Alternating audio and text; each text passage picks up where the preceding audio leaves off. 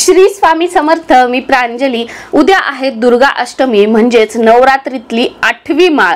याला आपण महाअष्टमी किंवा अष्टमी म्हणून सुद्धा ओळखतो.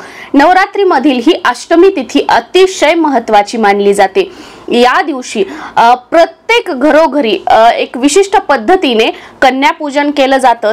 त्याचबरोबर होम हवन सुद्धा या दिवशी केलं जातं. आणि ज्या म्हणजे महिलांना किंवा ज्या घरातील लोकांना 9 दिवसांचे उपवास नाहीयेत तर त्यातील जी कुलस्त्री असते किंवा जेंट्स पण असू शकतात किंवा सर्वच जण बसता उठताचा जो उपवास पकडतात तर उठतानाचा जो उपवास आहे तो अष्टमीच्या दिवशी पकडला जातो. आणि तुम्ही 9 दिवसामध्ये जर कोणती सेवा केली नसेल तर या अष्टमीच्या दिवशी खास करून घरातील प्रत्येक जण एकत्र येतात. देवीची म्हणजे आपल्या घटस्थापना केलेली असेल तर घटाची आरती केली जाते. अखंड दिवा लावला असेल तर तिथे त्या देवीच्या फोटोची आरती केली जाते. आणि हेही नसेल तर आपल्या देवघरामध्ये देवीची आरती केली जाते. घटस्थापना केलेली नसेल तरी, जरी तुमच्या घरी घटस्थापना केलेली नसेल तर अष्टमीच्या दिवशी उद्या आपल्याला देवघरासमोर आपल्या तर सगळे देव आहेत देवघरामध्ये तर आरती करायची आहे. आपल्या कुलदेवीची आरती करायची आहे. सुरुवातीला गणपतीची, त्यानंतर कुलदेवीची आरती करायची आहे. आणि ही आरती झाल्यानंतर कुलदेवीला आपल्याला काहीतरी गोडाचा नैवेद्य दाखवायचा आहे. तुम्ही हे नवरात्रीचे 7ही दिवस जर काही नैवेद्य वगैरे दाखवला नसेल तर उद्याच्या दिवशी आपल्याला खिरीचा, स्पेशली जर शक्य झालं तर खिरीचा नैवेद्य दाखवायचा आहे. आणि उद्याच्या दिवशी तांबूल हे आईला आपल्याला अर्पण करायचं आहे, कुलदेवीला अर्पण करायचं आहे. त्याचबरोबर गजरा, तुम्ही घरच्या कुलदेवीची घटाची ओटी सुद्धा उद्याच्या दिवशी भरू शकता. याच बरोबर सर्वात प्रभावशाली मानलं जातं ते म्हणजे दुर्गा सप्तशतीचा पाठ, आपल्या कुलदेवीची सेवा. या 7 दिवसामध्ये जर आपल्याकडून सेवा करणं शक्य झालं नसेल तर अष्टमीच्या दिवशी दुर्गा सप्तशतीचा पाठ हा अवश्य करायचा आहे. तुम्हाला शक्य नसेल तर तुमच्या घरातील इतर सदस्यांना कोणाला तरी एकाला हा पाठ करायला लावा. पण या दिवशी आपल्या घरामध्ये दुर्गा सप्तशतीचा पाठ हा करायलाच हवा. पाठ म्हणजे काय की पहिल्या अध्यायापासून 13व्या अध्यायापर्यंत एकाच जागेवर बसून एकाच वेळी संपूर्ण पठण करणं याला म्हणतात दुर्गा सप्तशतीचा एक पाठ. आता मी नवरात्रीच्या अगोदर एक व्हिडिओ बनवला होता बघा की नवरात्रीपूर्वी आपल्याला या वस्तू ज्या आहेत त्या घरामध्ये आणायच्या आहेत. तर त्यामध्ये एक वस्तू होती ती म्हणजे हे बघा यंत्र. हे आहे 64 योगिनी यंत्र. हे यंत्र होतं. तर हे यंत्र तुम्हाला कुठे मिळेल? हे यंत्र तुम्हाला दिंडोरी प्रणित श्री स्वामी समर्थ महाराजांच्या केंद्रामध्ये मिळेल. आणि दुसरं म्हणजे जिथे पूजा साहित्य मिळतं तिथे तुम्हाला हे यंत्र मिळून जाईल. आणि आता नवरात्री आहे, बरेच जण लावतात, तर पूजा साहित्याच्या दुकानामध्ये तुम्हाला 100% मिळून जाईल. जर जवळच्या दुकानामध्ये नसेल तर तुम्ही आजूबाजूला शोधा, तुम्हाला मिळून जाईल. हे इझिली मिळतं, असं काही नाही, आणि खूप स्वस्त आहे. तर हे 64 योगिनी आपण यंत्र ज्यांनी आणलेलं असेल तर ते यंत्र या अष्टमीच्या दिवशी, महाअष्टमीच्या दिवशी आपल्याला सिद्ध करायचं आहे आणि आपल्या घराच्या मुख्य प्रवेशद्वाराला आपल्याला लावायचं आहे. आता हे यंत्र घराच्या मुख्य प्रवेशद्वाराला का लावायचं आहे तर बघा, देवघर हे आपल्या घराचा आत्मा आहे असं म्हटलं जातं. त्याचबरोबर देवघरा इतकंच आपल्या घराच्या मुख्य प्रवेशद्वाराला सुद्धा महत्त्व आहे. का आहे तर आपल्या घरामध्ये आपले मित्रमंडळी असतील, नातेवाईक असतील, शेजारी असतील, ओळखीचे असतील, बरेच जण येत असतात बघा. हे प्रत्येक जण आपले हितचिंतक असतीलच असं नाही. बऱ्याच जणांना आपलं चांगलं झालेलं आवडतं, बऱ्याच जणांना आपलं चांगलं झालेलं बघवत नाही. बरेच जण समोर गोड बोलतात पण मागे आपल्याबद्दल काड्या करत असतात, वाईट गोष्टी करत असतात, आपलं वाईट चिंतत असतात.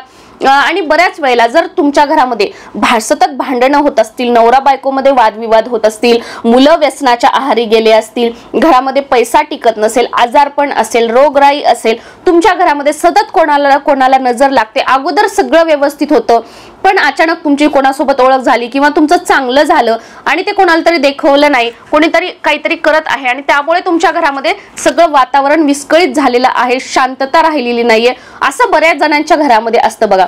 तर या सगळ्या गोष्टी होत असतील आणि तुम्हाला वाटतं की कोणीतरी काहीतरी करत आहे त्याच्यामुळेच माझ्या घरात या गोष्टी होत आहेत. तर हे जे यंत्र आहे, हे यंत्र जी काही नकारात्मकता आहे ती उंबरठ्याच्या बाहेर ठेवण्याचं काम करतं. त्याचबरोबर याच्यावर फक्त 64 योगिनी यंत्रच नाहीये, या यंत्रामध्ये वास्तु यंत्र सुद्धा आहे आणि विजय पंचदशी यंत्र सुद्धा आहे.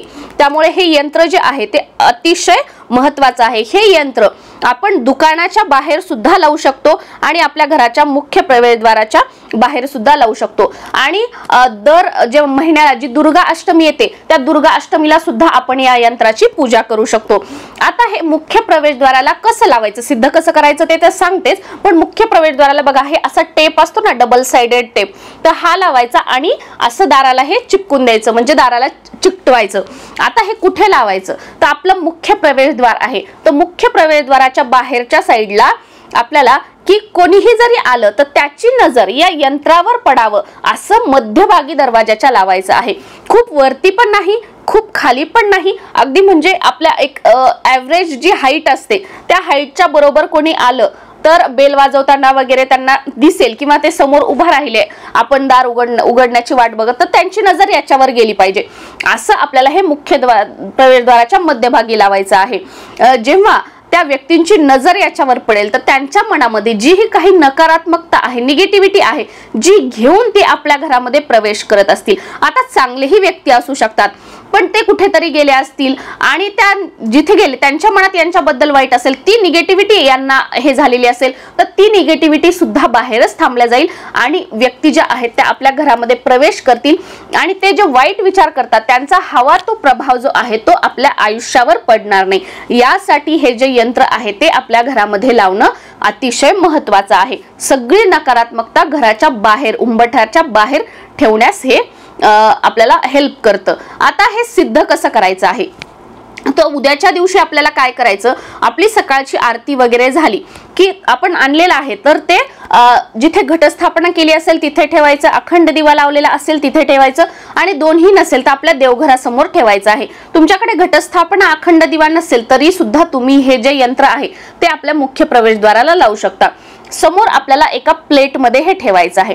सुरुवातीला त्याच्यावर पाणी स्प्रिंकल करून घ्यायचं, स्वच्छ कापडाने पुसून घ्यायचं, नंतर त्याच्यावर हळद कुंकू लावून घ्यायचं आहे, अक्षदा अर्पण करायच्या, एक फूल अर्पण करायचं आहे, त्यानंतर समोर काहीतरी साखरेचा वगैरे काहीतरी नैवेद्य दाखवायचा आहे आणि हा नैवेद्य दाखवल्याच्या नंतर जी काही आपली मनोकामना आहे, आता तुमच्या घरामध्ये समजा खूप आजारपण आहे, तुम्ही त्रस्त झालेले आहात, तर माझ्या घरातील आजारपण, रोगराई ही पूर्णपणे निघून जावी, मग मला व माझ्या कुटुंबियांना उत्तम आरोग्याची प्राप्ती व्हावी, वाईट लोकांच्या नजरा, निगेटिव्हिटी ही माझ्या घरातून दूर होऊन माझ्या घरात सकारात्मकता राहावी, म्हणजे या पद्धतीने आपल्याला जो प्रॉब्लेम आहे त्या पद्धतीने आई भगवतीला आपल्याला प्रार्थना करायची की ह्या कारणासाठी मी हे मुख्य प्रवेशद्वाराला लावणार आहे। हे लावल्यानंतर आणि हो स्पेशली याला धूप दीप सुद्धा आपल्याला ओवाळायचं आहे आणि ही प्रार्थना झाली की आपल्याला एक माळ म्हणजे 108 वेळा श्री स्वामी समर्थ या मंत्राचा जप करायचा आहे। एक माळ हा जप झाल्यानंतर आपल्याला 99 मंत्राचा एक माळ, आणि खरंच तुम्हाला खूप प्रॉब्लेम आहे, तुमच्या घरामध्ये खूप प्रॉब्लेम आहेत, तर तुम्ही 11 माळ जप करा, तो म्हणजे 99 मंत्राचा। 99 मंत्र कोणता आहे, ओम ऐं ह्रीं क्लीं चामुंडाय विच्चे, ओम ऐं ह्रीं क्लीं चामुंडाय विच्चे, ओम ऐं ह्रीं क्लीं चामुंडाय विच्चे, हा आपण जप करायचा आहे।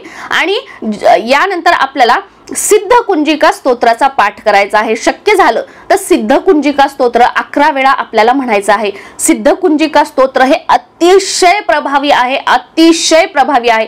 ठीक आहे, तुम्हाला 99 मंत्र 11 माळी नसेल तर किमान सिद्ध कुंजिका स्तोत्र जे आहे ते 11 वेळा म्हणण्यासाठी प्रयत्न करा। आणि हे काही खूप अवघड नाहीये, तुम्हाला पहिल्यांदा वाचन करताना वाटेल खूप अवघड आहे, पण तेवढं अवघड नाहीये। एकदा आपल्या तोंडाखालून ते शब्द केले ना की आपल्याला ते काहीच वाटत नाही।